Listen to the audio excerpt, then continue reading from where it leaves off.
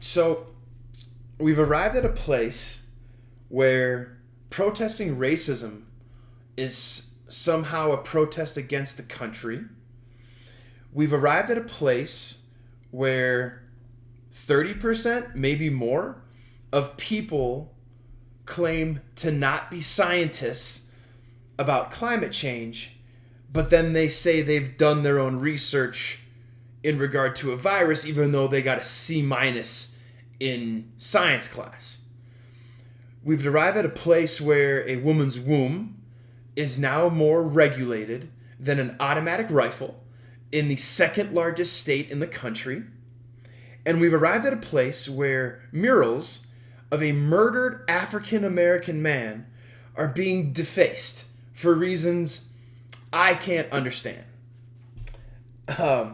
There are only two things that I know to be true in this world. One, the more I see, the less I know.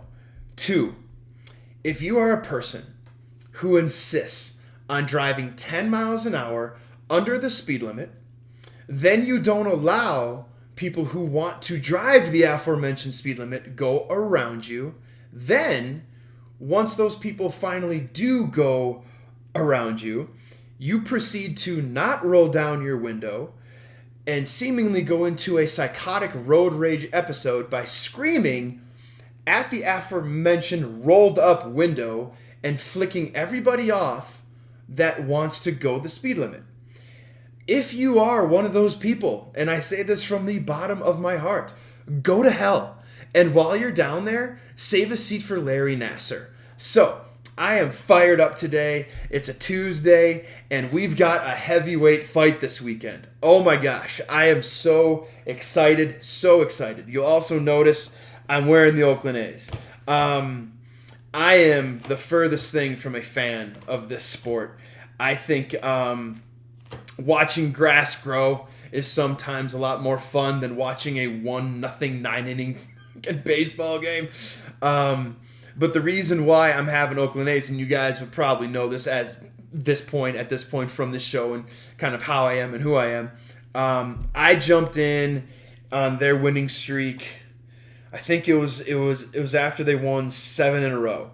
I believe I heard that they won 7 in a row on ESPN, and I'm like, really? Okay, so they're obviously on a hot streak. That was the only time where picking winners in that sport was easy. The only approach to making money on the diamond or picking winners on the diamond that I've ever had, and it's been pretty 50%, is ESPN has this really good thing on their site where you can see how the team has done their last 10 games. And on Sunday night, I'll take a look at who's really having a rough week. And then I'll try to find advantageous matchups with other teams that are maybe 6-4 last 10, 7-3, 8-2. Just try to find a very lopsided matchup in terms of two teams going in opposite directions. Yes, the playoffs technically start. This whole wild card thing. I mean, one game after you've played, what is it still 160? That shows my ignorance. I just think that's a little bit over the top. They should try to find a way to make it more of a maybe a 3-game series to start off with. Maybe do something around taking out the no more, and this year would actually exemplify this as well as any other year. The fact that the Los Angeles Dodgers have to play in a wild card game is nothing short of that is just preposterous. And when you look at what they did after the All-Star break, the fact that they didn't win their division, bravo, San Francisco. Not quite sure how you did that. But I think this would be a very good case study to say the divisions no longer matter. Because if you've got a division winner with 89 wins, but you've got the Los Angeles Dodgers with 102, come on. Let's do the right thing and seed the teams accordingly to their performance during the regular season. Don't just handcuff it to whether or not they beat a select amount of teams. And when you've got a team like that, and again, excuse my ignorance for not knowing the exact amount of wins. I believe was like 105, and the Giants won 106. If there was any season for me to be a fan, it probably would have been this one. But again, 9-month-old kid, new house, yada yada yada. Not doing it. Anyway, let's talk about Deontay Wilder and Tyson Fury. A little bit of a history would be a little bit over the top. I was in Golden Gloves when I was in my teenage years, so I have a very personal attachment to boxing. I know that the MMA and UFC has made their strides within the market share. They've actually probably surpassed it, even though I think right now from Lopez, Lomachenko, this heavyweight, and then what Jake Paul is trying to accomplish, you got Ryan Garcia. Every weight class right now has someone who's just a stud, and the sad part for me is, as a big fan of this sport, is I truly feel like MMA and UFC has really kind of overshadowed them. Now, look, I see the attraction when it comes to hand-to-hand combat. Do I think Dana White is doing some incredibly unethical things in terms of how he pays his fighters? Abso-fucking-lutely. When you look at the fact that Conor McGregor, and don't get me started on him, the most amount of money he won was when he fought Floyd. And that, I think everyone can agree, that wasn't that much of a fight. But for UFC people, for UFC fighters and MMA fighters to come and get the money that they think they deserve, they have to go into the ring and leave the octagon, I think is very telling. I also completely understand the temperature in the room, that there's a lot of people right now who don't have jobs, and we just went through an economic crisis and an economic collapse. I was in the stock market in 2008, 2009, and 2010. So if any of you who are just out of college and whatnot want to truly talk about an economic collapse, you can always hit me up at my email address. It's thesocialspreader@gmail.com. I try to answer everyone, and boy, you really gotta stop flooding my inbox there. Just kidding. Anyway, so I really want to jump into this fight because I am very excited. I was a Deontay Wilder fan of what he does in the ring when he was on his during his ascent. It was so fun to watch his fights because we've seen a lot of good heavyweights. We've seen a lot of very powerful punchers come through the heavyweight division over the years. Now, I was raised, my first interaction was Mike Tyson, Lennox Lewis, Riddick Bowe, which I think those last two that I just said, Riddick and Lewis, they do not get the credit they deserve. I think the aura and to call it an oddity might be a stretch, and I'm certainly not trying to disparage him in any way, but we had never seen Mike Tyson before. Every heavyweight was taller. We pretty much were just getting over George Foreman, Muhammad Ali. I guess Frazier, to an extent, he had that kind of size, but when it came to the punching power, we would always see larger guys. And I truly feel that Riddick and Lewis just really didn't get their time in the sun. Evander Holyfield, also to an extent, but obviously when he lost his ears, that was when I think everybody kind of realized how great he was, and it's kind of sad that it took that for that to happen.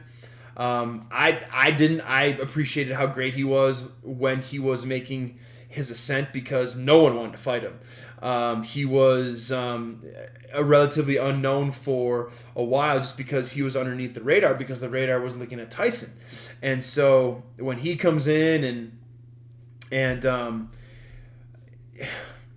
you know, it's so interesting when I start to talk about this, I start to kind of reminisce in my head of those fights.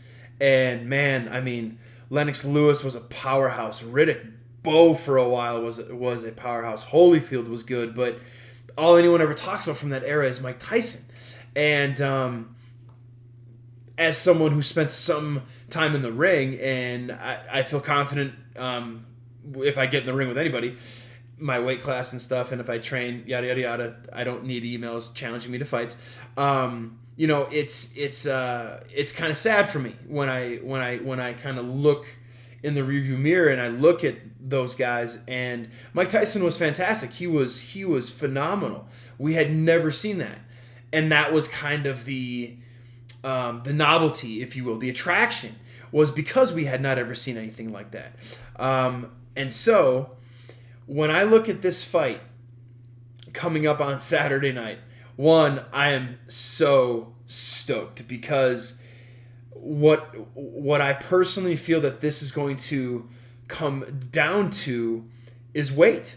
Because the first fight, I don't think Fury really understood what he needed to do to win that fight. He tried to outpunch him, and to a certain extent, because he's so hard to punch, and I'm out of the ring, I'm not a fan of the guy. His views on everything are very contrary to my own. But the way that he moves, the way that and he's so big, it kind of goes against common knowledge that if something's large, it should be easier to hit. You can't hit something that's small, you know. It's easier to hit something that's large. And man, I truly admire the movements, the fluidity of his movements, and the amount of just very structural defense that he plays, and he's so good at it. And in the first fight, I kind of felt like he wanted to prove everyone that he's a puncher, because that's what Wilder is. Wilder has always been that. And when I saw during the first fight that Fury weighed in at roughly 255, and I believe Wilder was 215, I was thinking, I'm like, if Fury ever wanted to end this fight, it's a polar bear versus a mountain lion. Sure, the mountain lion might get in a couple hits, but the polar bear is just going to maul him.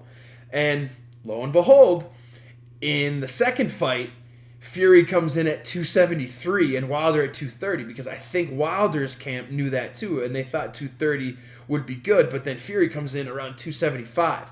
And that's exactly what happened in the second fight.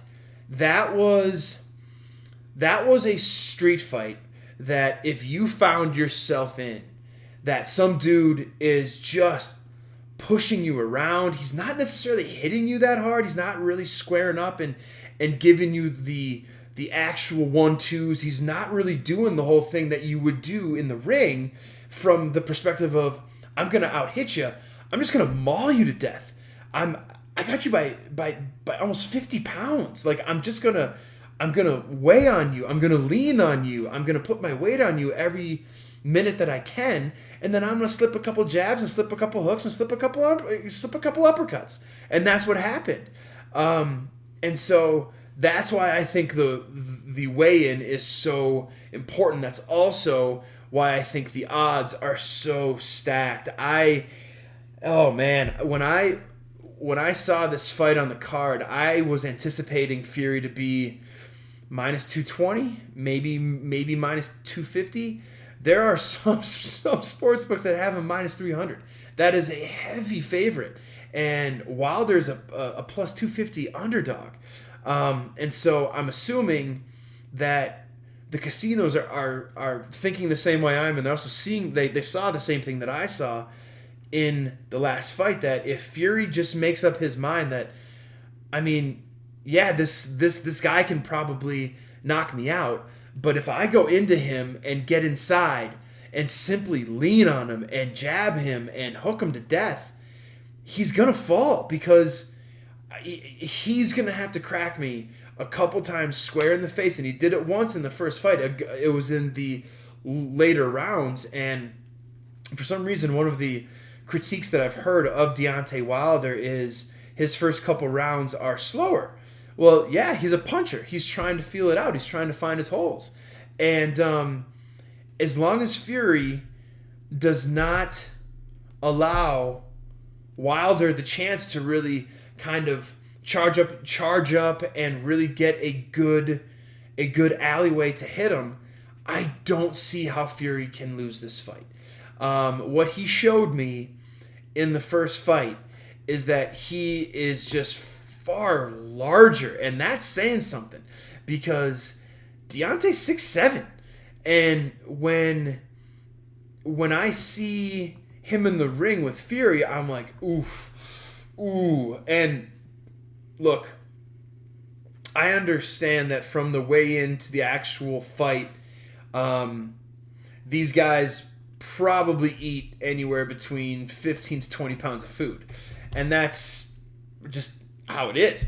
But when they stepped in there and I saw Fury, and because he's so hard to hit, because he does not allow his opponents to really have a clear vision or a clear alley to whatever you're trying to punch, and he's so good at those little movements and those little, he's very herky-jerky almost, and it's so hard to hit something that you don't really fully understand where it's going to be the next second. It's one, I don't want to make, I don't want to make 30 cents on the dollar putting anything on Fury. I saw the over under was seven and a half rounds. And so, I mean, that to me, that's just the casino saying, look, we have no reason to believe that this fight is going to go any different than the last one. The second fight was really, was very telling, and unless,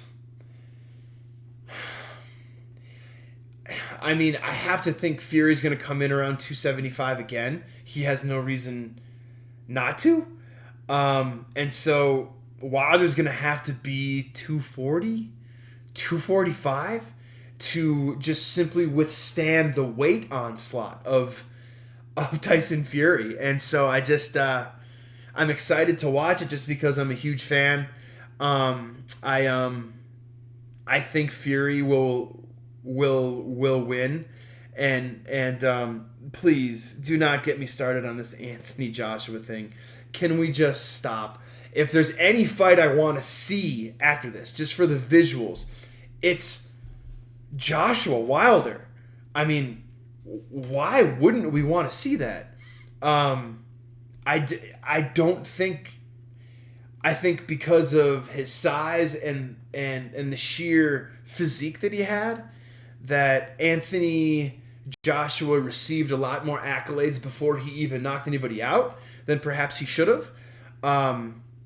He's taken two really bad losses, one recently. So I know that there was talk of a unification fight sometime maybe early 2022.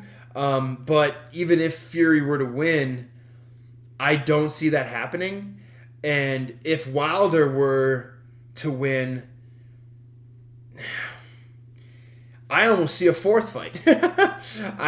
I don't know why. I don't know what Wilder would have if he wins this fight.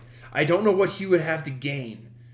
Where's the advantage for him to go and fight Anthony Joshua, who lost, what was it, like a month ago?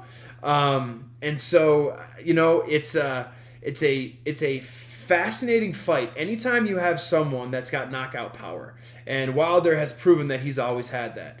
As long as you've got someone who is capable of a one punch and it's over, I think it's always going to be a good draw. I'm seeing here that it's on the ESPN app, so it's gonna pull a pretty good number. I don't think there's anything on Saturday night to really compete with it. I think the only thing that could compete with it would be Alabama, Texas A&M. But I don't. Michigan, Nebraska. Notre Dame, VTech. Utah, USC. No. There's not going to be too much other action on that night to really outdraw it. And I'm hoping for a really good fight, as all of us are.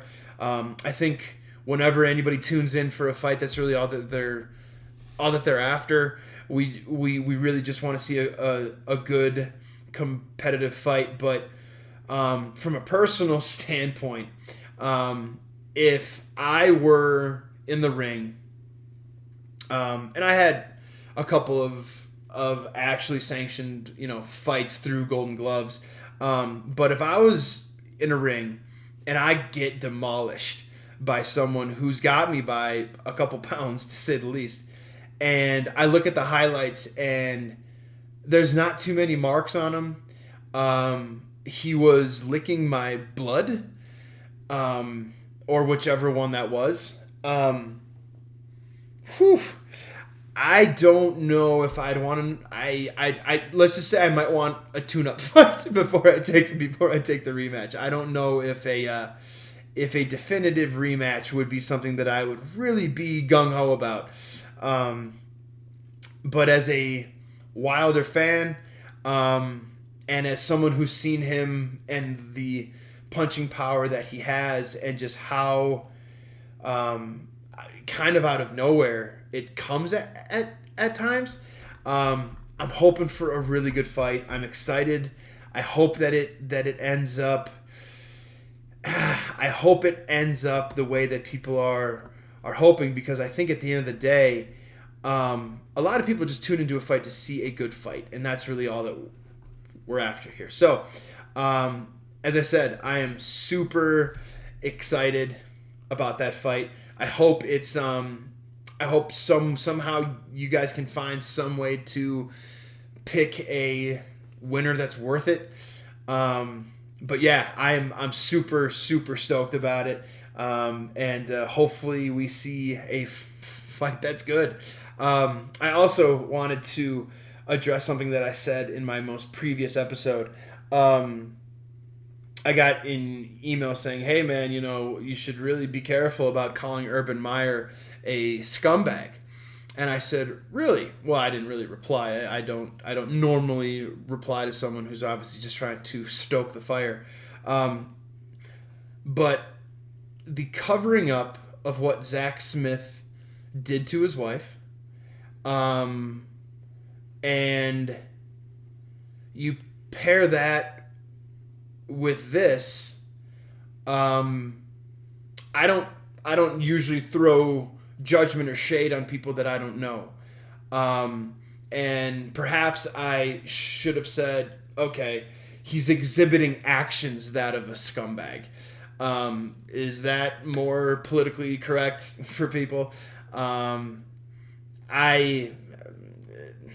heard an interview before the season started. The Jacksonville Jaguars owner, his son, was doing an interview with a show that I completely adore. And he had said something to the effect of, Urban Meyer has changed the culture here. He's, overnight he's injected life. He's inserted some kind of a pride into what would rather be a prideless, franchise. Then he does the Oklahoma drill, which is just, oh my God. To all of the ex-football players out there, high school, college, who still have pain because their hard-ass coaches made them do the Oklahoma drill. I'm so sorry, man. It is the most non-football like drill of all time, and I never understood it, and I thought it was stupid. So with what he did at Ohio State, and I'm not gonna throw shade on him for the people that were on his team when he was the coach of the Florida Gators. I truly hope there's a 30 for 30 on there. Billy Corbin is, I'm a big fan of his. He did the documentaries for 30 for 30 called The U. He just did one called Cocaine Cowboys, which is fantastic. And because Florida, because Miami, because it's a whole other country, I would love it if he were to somehow do something on that team. And don't quote me on this, but I'm pretty sure I saw during Urban Meyer's tenure there, like 45 guys got arrested. And I'm not going to throw judgment over there. We're not going to go down that road. But with everything that's happened, as I said, Urban Meyer exhibiting actions that of a scumbag.